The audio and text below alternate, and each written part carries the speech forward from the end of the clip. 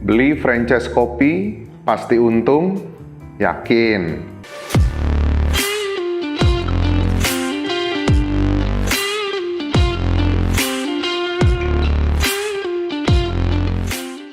Mungkin Anda berpikir, cukup dengan beli franchise kopi saja, saya tinggal duduk santai, lalu keuntungan akan mengalir deras, tanpa saya harus repot-repot memikirkan tetek bengeknya.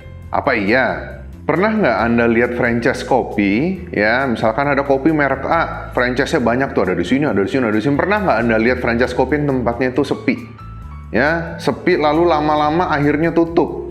Dan si pembeli franchise ini akhirnya rugi. Pernah nggak Anda lihat yang seperti itu? Ya, Anda lihat franchise kopi A nih ya, di cabang ini rame, di sini sepi. Kenapa bisa seperti itu? Sebenarnya apa sih faktor yang menyebabkan seperti itu? Ini adalah salah satu tanda bahwa dengan membeli franchise kopi, Anda tidak serta-merta bisa langsung menikmati keuntungan secara terus-menerus tanpa Anda harus capek-capek mengkontrol ya operasionalnya. Pada video kali ini saya ingin sharing ya fakta di lapangan ya tentang franchise kopi itu seperti apa sebenarnya. Kenapa ada yang rame, kenapa ada yang sepi? Kenapa dengan kita beli nama suatu brand tertentu, kita sudah ada tempat, ya kita buka cabang, nggak langsung sukses, bahkan banyak yang tutup. Kenapa bisa seperti itu? Ya semoga tips ini nanti bisa merubah, bisa membuka wawasan kita ya sebelum kita membeli franchise kopi. Alasan pertama ya, kenapa Anda dalam membeli franchise kopi itu tidak bakalan langsung sukses secara terus-menerus? Mungkin awalnya aja pada saat opening, ya, tapi habis itu lama-lama sepi akhirnya tutup. Bisnis franchise kopi itu bukan bisnis bim salah bim, ya, bukan berarti Anda dengan membeli merek tertentu, Anda bayar, ya, mereka siapin sarana prasarana, kasih tahu sistemnya ke kita, mereka jual nama dan jual sistem ke kita. Kita yang mengoperasikannya. Ya, karyawan dari mereka misalnya, mereka setup karyawan, ya, mereka training, ya, sebulan, 2 bulan gitu ya, lalu dilepas, lalu tinggal running terus, tinggal nikmatin keuntungannya saja. Mungkin Anda akan berpikir seperti itu, tapi faktanya, ya, menjalankan bisnis franchise kopi itu tidak semudah itu. Ya, banyak hal yang harus dipertimbangkan. Yang paling penting adalah, yang pertama paling basic dulu adalah ketika Anda menjalankan franchise kopi, ya, bisnis dengan cara membeli franchise suatu merek tertentu, yang paling penting yang harus Anda miliki yang pertama adalah Anda harus punya passion di bisnis tersebut.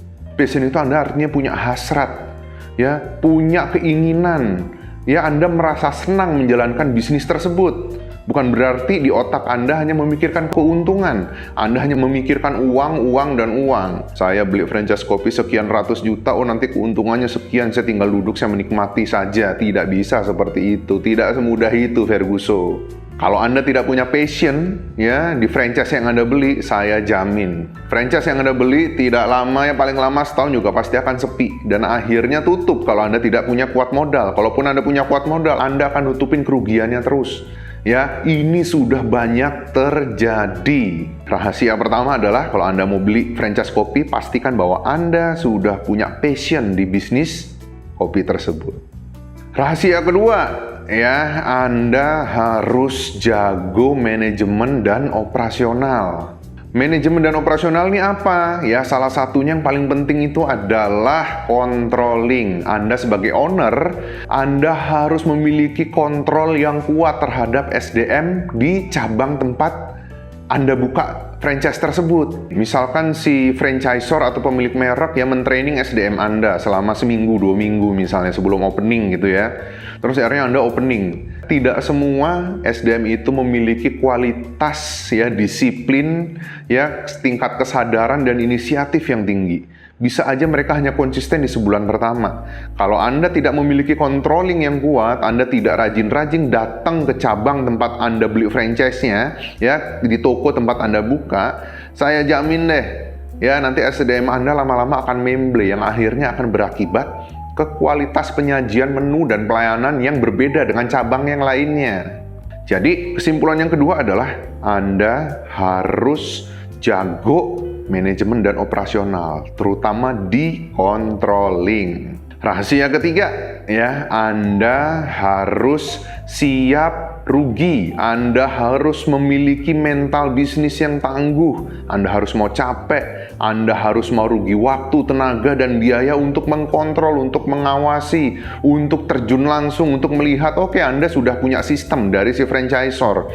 Tapi kalau Anda tidak terjun langsung, Anda tidak mengawasi, SDM Anda tidak mumpuni, saya jamin deh, nggak lama pasti cabang franchise kopi yang Anda beli pasti akan tutup. Jadi rahasia yang ketiga, kesimpulannya adalah Anda sebelum membeli franchise kopi, pastikan dulu Anda sudah memiliki mental bisnis yang tangguh. Anda harus siap rugi, Anda harus siap capek, ya, Anda harus siap terjun langsung. Buang jauh-jauh pikiran bahwa dengan membeli sistem, membeli nama, keuntungan akan mengalir secara terus-menerus. Tidak semudah itu. Rahasia yang keempat, ya, franchise kopi ya yang saat ini masih bertahan, itu saya yakin dan saya berani jamin si ownernya itu pasti ikut terjun langsung di dalamnya. Ya, kalaupun dia tidak ikut terjun langsung, dia memiliki orang kepercayaan ya untuk mengkontrol cabang tersebut. Dia memastikan bahwa kualitas menu dan pelayanannya sesuai dengan SOP yang sudah ditetapkan. Jadi rahasia yang keempat, Anda sebagai owner ya itu harus punya orang yang memang, kalau Anda nggak mau capek nih ya, Anda harus punya orang yang memang ada di situ yang jadi orang kepercayaan Anda. Kalau tidak ada, berarti Anda harus terjun langsung di situ. Ya, kalau Anda sibuk dengan, misalkan Anda bekerja ya minimum seminggu 2 kali, seminggu 3 kali, itu Anda harus datang ke cabang tempat Anda buka franchise ya untuk melihat langsung ya menu dan pelayanan yang disajikan.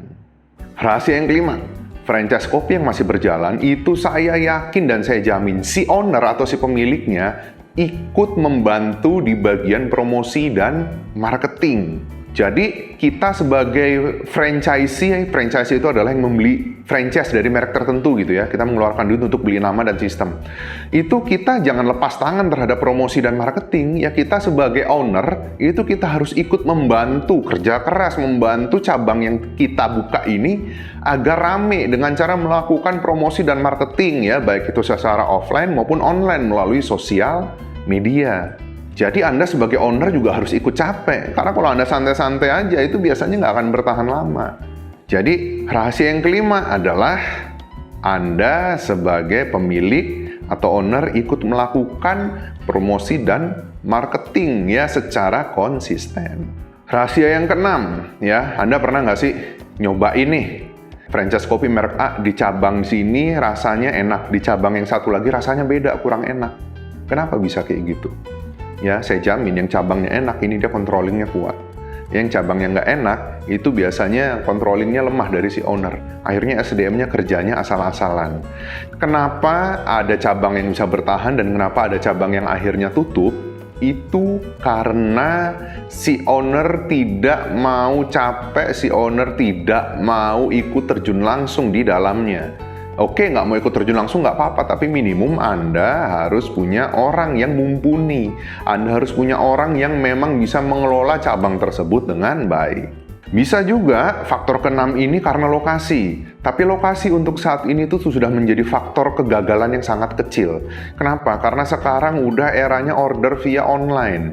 Order bisa via GrabFood, ya bisa via GoFood, bisa via ShopeeFood, dan lain-lain. Atau bisa via WhatsApp, diorder secara online.